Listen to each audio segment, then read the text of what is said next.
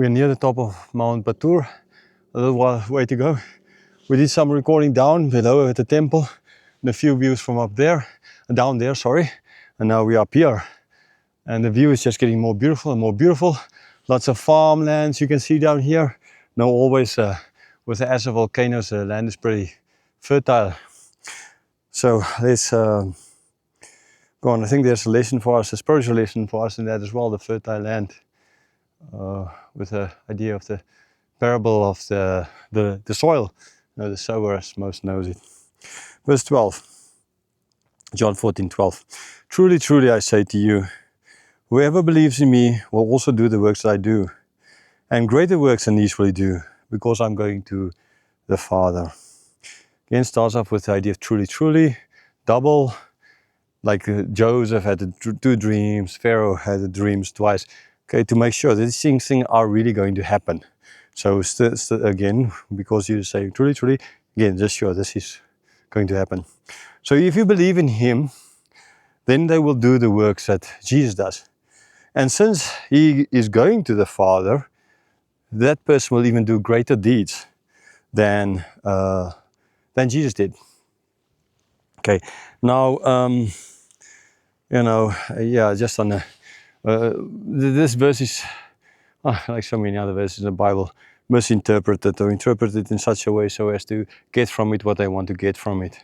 Right? They want to justify people in certain denominations, prosperity gospel churches, unluckily as well in charismatic Pentecostal circles.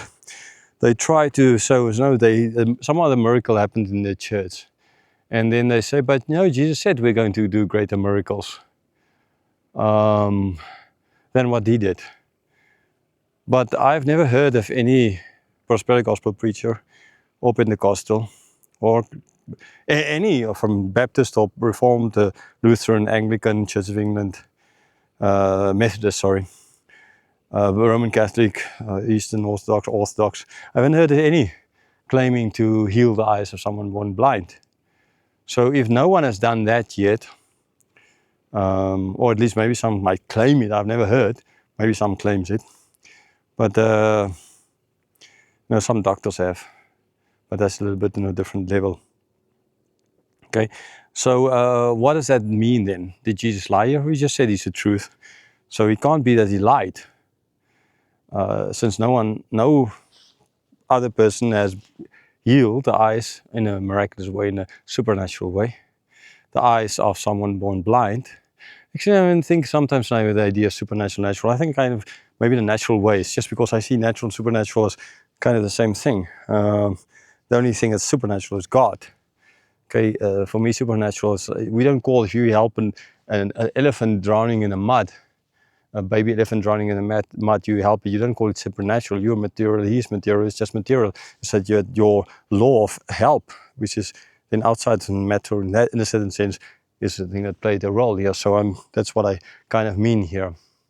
Okay, so since, just follow the logic here, since no one has claimed to do such a miracle, or some of the kinds of miracles Jesus did, that means no one has done these, even like the same miracles. I'm not claiming even bigger miracles. So what is Jesus saying here by you'll do greater miracles than he did? If throughout history we see that hasn't happened, not in a way that the Pentecostal, charismatics, prosperity gospel preachers, and some other denominations interpret it. Not at all. Okay? For in their interpretation is physical deeds that happen. No, this spiritual. Someone has lost an arm cut. Well, even that has never happened, an arm growing back. I've seen videos of stuff kind of like that, but it's just because this person's arm is like that, and it can't make it like it is if it's growing. That's nonsense. Right, so even the simple things that Jesus did, they couldn't do. I've never heard of anyone feeding 5,000 but just by praying over bread and then handing it out. So if what they're saying that this is miracles like that, where a lame starts walking and we're going to do greater miracles. See, we saw this miracle in our church. That means, this is just what Jesus prophesied. So therefore this miracle is from God, although it might be totally just a sleight of the hand or from a devil even. Okay, because I said Muslims do miracles, Buddhists do miracles, Hindus do miracles. It's not a weird thing in that sense. Okay, so it therefore logically can't mean that. Jesus could not have been saying that. So what was he saying? Well, ultimately, what he is saying is, since he is with the Father, so now, firstly, he's trying to still calm them down. Okay, they're excited, they're worried about everything. Jesus saying, no, there's lots of things that's better for you when I'm with the Father. Like, for example, the miracles, the rooms I'm preparing for you, not houses, the rooms I'm preparing for your house. And then ultimately as well, these miracles that supernatural things that you'll be able to do. Which supernatural things? What is the most important? What is the primary task of the Holy Spirit?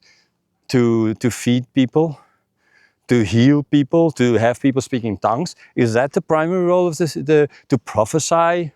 Is that the primary role of the Holy Spirit? No, it's not. That's secondary. That's gifts. That's of the Holy Spirit, right? That's a fruit of the Spirit.